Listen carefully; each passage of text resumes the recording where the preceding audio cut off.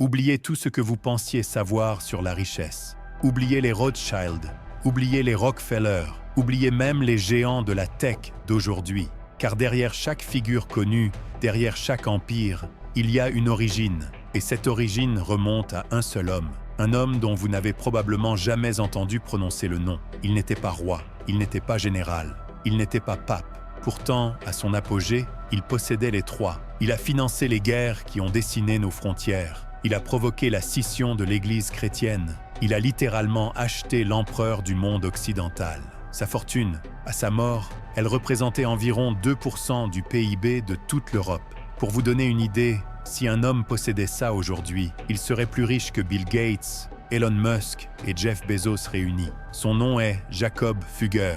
On l'appelait le riche. Et aujourd'hui, nous allons démasquer le premier véritable financier de l'ombre de l'histoire. Voici comment un seul homme a sorti l'Europe du Moyen-Âge pour la faire entrer, de force, dans l'ère du capitalisme. L'histoire commence à la fin du XVe siècle, à Augsbourg, en Allemagne. Et franchement, personne n'aurait parié un centime sur Jacob. Pourquoi? Parce qu'il est le 7e fils d'une famille de commerçants. Dans les règles de l'époque, le business revient aux aînés. Jacob, lui, est destiné à l'Église. On veut en faire un prêtre, mais le destin en décide autrement. Une série de décès frappe ses frères. La famille n'a plus le choix. On sort Jacob du séminaire et on l'envoie se former au commerce. Mais pas n'importe où. On l'envoie à Venise. Il faut comprendre ce qu'est Venise à l'époque.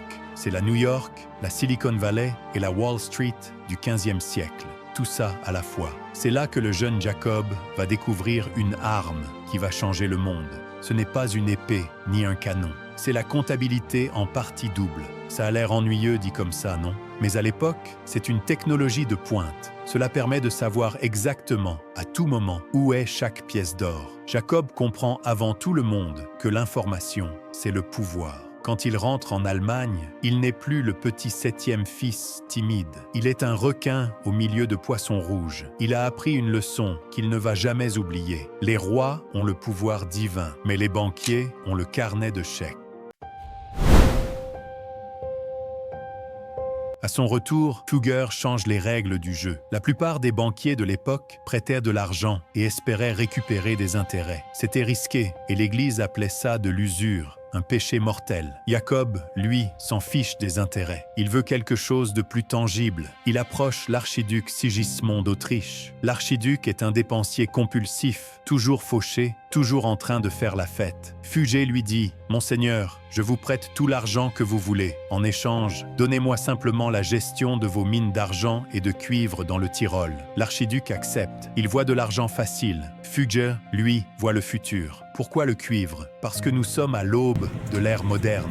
Les armées ont besoin de canons en bronze, donc du cuivre. Les mercenaires veulent être payés en argent. En quelques années, Jacob Fugger ne se contente plus de prêter de l'argent. Il contrôle la source même de la monnaie et de la guerre. Il crée un monopole. Il fait grimper les prix. Il écrase la concurrence. Si vous vouliez faire la guerre en Europe en 1500, vous deviez d'abord passer voir Jacob Fugger. Il tenait les rois par la gorge, non pas par la politique, mais par les ressources. Mais ce n'était que l'échauffement. Son véritable chef-d'œuvre arrive en 1519.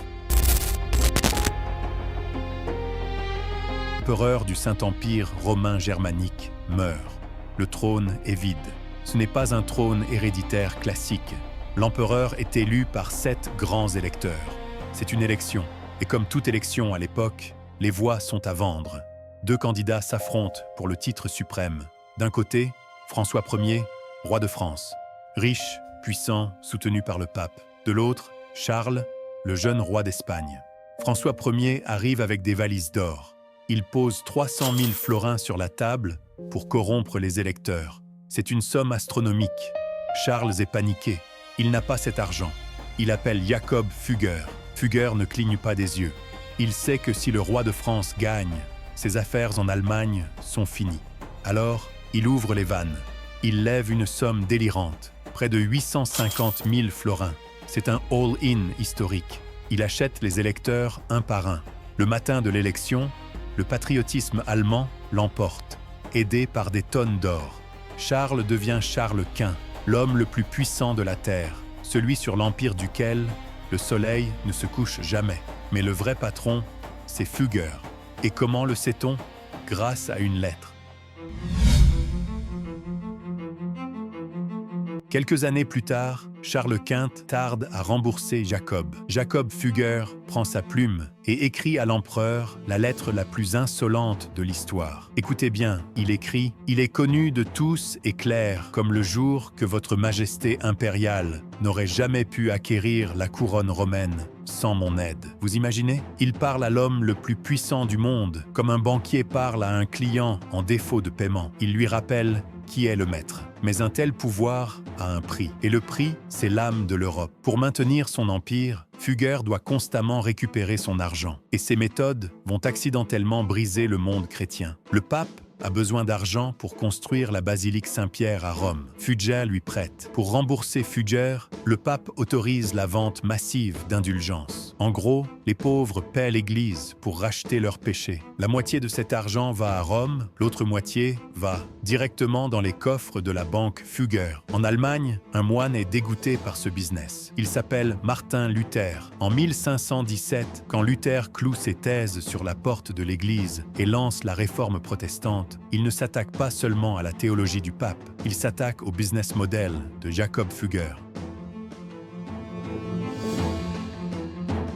La réponse de Jacob, il finance les armées mercenaires pour écraser les révoltes paysannes inspirées par Luther. Des milliers de pauvres sont massacrés avec l'argent du cuivre. Jacob Fugger n'est pas un héros, c'est un homme d'affaires. La stabilité est bonne pour le business, la révolution ne l'est pas. Il choisit l'ordre, peu importe le coût humain. Jacob meurt en 1525. Il n'a pas d'enfant. Il laisse derrière lui la plus grande fortune privée de l'époque. Mais il laisse aussi quelque chose d'étrange, un dernier pied de nez à l'histoire. À Augsbourg, il a fait construire la Fuggerei. C'est le tout premier complexe de logements sociaux au monde. C'était destiné aux travailleurs pauvres de la ville. Et croyez-le ou non, la Fuggerei existe toujours. C'est une ville dans la ville. Mais le plus fou, c'est le loyer. Le loyer n'a pas changé depuis 500 ans. Aujourd'hui, les résidents paient 0,88 € par an, moins d'1 € par an. Mais il y a une condition, une clause que Jacob a fait inscrire dans le contrat il y a 5 siècles. Chaque jour, les résidents doivent prier 3 fois pour Dieu et pour l'âme de Jacob Fugger. Même depuis l'au-delà, Jacob Fugger fait des affaires. Il a échangé son or contre la vie éternelle. Il a inventé le capitalisme moderne, les monopoles, le lobbying politique. Il a prouvé qu'avec assez d'argent, on peut tout acheter. Les mines, les rois, les papes et peut-être même le paradis. C'était Jacob Fugger, le financier de l'ombre, l'homme le plus riche dont vous aviez oublié le nom.